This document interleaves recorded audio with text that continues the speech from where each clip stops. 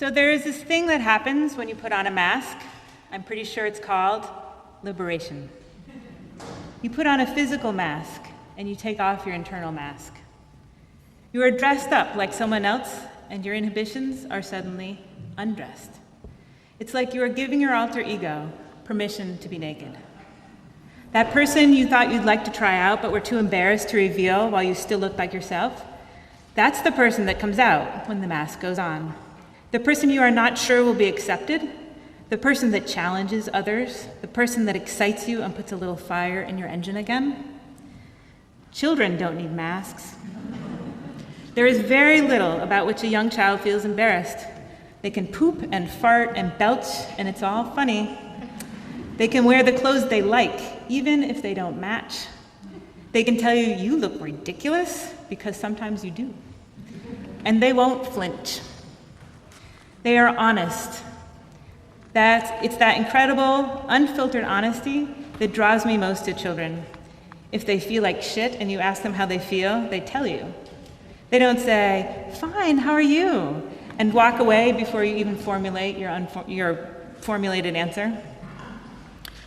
What if we could learn to be as honest as children?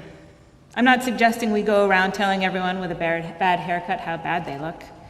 I'm suggesting that we allow ourselves an honest look in the mirror without caring what anyone else will think. What if we said, this is me, and I am perfect? It's much easier to say that when you are 10 than when you are 17 or even 40. What if we could allow our children to remain honest as they grow through adolescence and into adulthood? Is it possible? Is it a good idea?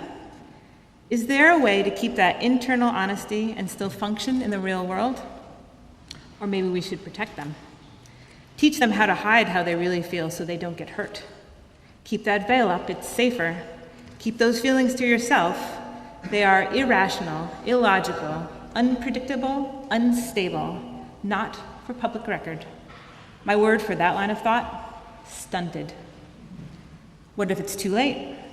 What if our children are already grown and we have taught them to be like us, to hide our true inner selves? What if we have taught them to keep that mask on, tight? Is it too late? Is there anything we can do? I'd say, look at yourself, hard. Allow yourself to be honest. And when you don't think anyone is looking, your kids will see you. They always see the real you anyway. But now they will see you being honest with yourself, and they will trust you, and maybe allow themselves to be honest too. How do we start that process? You know a child. I say, start paying attention to them. They all love to draw and to run and to play and, yes, to dress up. Don't you remember when you loved to do those things?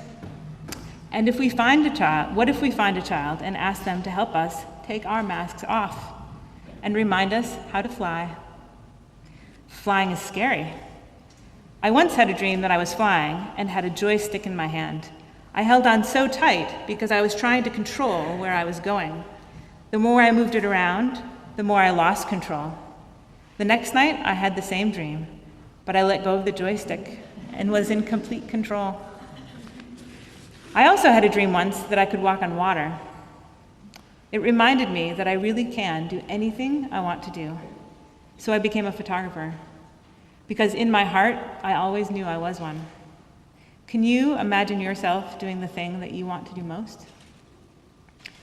Maybe, to start that process, we need to put the masks on for a while, until we feel comfortable with our soul's nakedness, comfortable with our own greatness, comfortable with our own success.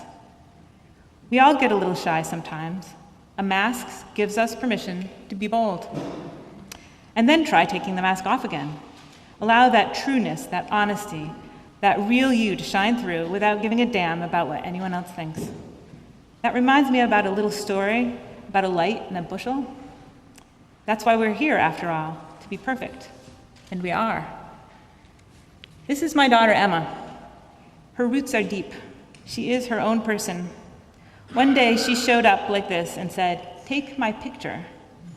I call this image Joan. Joan didn't give a damn what anyone else thought. That's what I wish I could give every woman. So I say, be sassy, be bold, be honest, be true to yourself and your desires and your commitment to being the best, most honest, and happiest self you can possibly be. And if the people around you don't like it, fuck them. Move, separate yourself from them, or introduce them to your new old self and say, take it or leave it. There is nothing easy about introducing yourself, your new self, to the world. Nothing easy about revealing that secret person you've been hiding behind the mask for so long. It's like walking around naked in a room full of strangers. Put those sunglasses on and hide quick. Someone will recognize you. They might judge you. They might say, that's not who you are. You are the other person, the meek, the mild, the joystick holder, the one who does what everyone else expects. Dare I say, possibly, mother? And you say, I am so sorry you didn't realize that there are two of me. The one you expect, the one who follows the rules, the one who puts others before myself always, the one who cooks and cleans and drives the minivan, the one who always has control of the joystick. And then there is the other me, the soulful, joyful, deep and passionate person who's let go of the joystick and is in complete control. That's the person I try to bring to light with my photography. I am photographing the light within. Thank you.